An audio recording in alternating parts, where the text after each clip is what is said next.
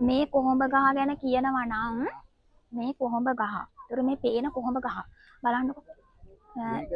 මේක මේ මෙතන තියෙන කොහොඹ ගහ එක පැත්තක් කොළ පැණි රහයි. එක පැත්තක් තිත්තයි. ඔව් එක පැත්තක් තිත්තයි. එතකොට මම කලින් ඇවිල්ලා මේකේ කොහොඹ ගෙඩික් කෑවා කොහොඹ කොළත් කෑවා. නෑ මම කලින් ආවනේ. ඒ කලින් ආපු වෙලාවේ මම මේකේ මේ මෙතන හිටපු හාමුදුරු නමක් කිව්වේ. එයා කිව්වා මේ ගහේ එක පැත්තක් පැණි රහයි එක පැත්තක් තිත්තයි කියලා. ඊට පස්සේ අපි කෑවා. ඇත්තටම මේකේ මේ පැත්ත මේ පැණි රහයි. එහා පැත්ත තිත්තයි. දැන් ඉතින් මේ කොළ මිස් වෙලා මේ තියෙන ගෙඩි ඔය ගෙඩි මේ පැත්තේම පැණි රහයි එහා පැත්ත තිත්තයි. දැන් අර මේ නාන අල්ලන පැත්ත තිත්තයි. ඔය පැත්ත තිත්ත පැත්ත. තිත්තද? නෑනේ. මං ඒකනේ කිව්වේ.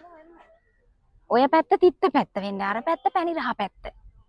පැණි රසත් එහෙම තියෙන. දෙකේම දෙපැත්ත කන්නද කියන්නේ? ඔව් අර පැත්ත අර අත්ත පැණි රහයි. මේ පැත්ත තිත්තයි. මේ පැත්ත තිත්තයි නේ? නෑ. තිත්ත නැද්ද? මේ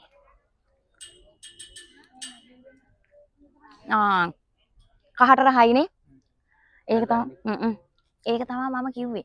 මේ ගහේ එහෙම දෙයක් තියෙනවා. මේක අර ගොඩක් අය දන්නේ නැහැ මේක. අපිටත් හාමුදුරු කෙනෙක් තමයි කිව්වේ මෙතන හිටපු මේ හාමුදුරුවෝ තමයි කිව්වේ මේකේ කොහොඹ කොළ මේ කොළ ගෙඩි මේ ගහේ මේ පැණි රහයි එක පැත්තක් අනිත් පැත්ත තිත්තයි කියලා.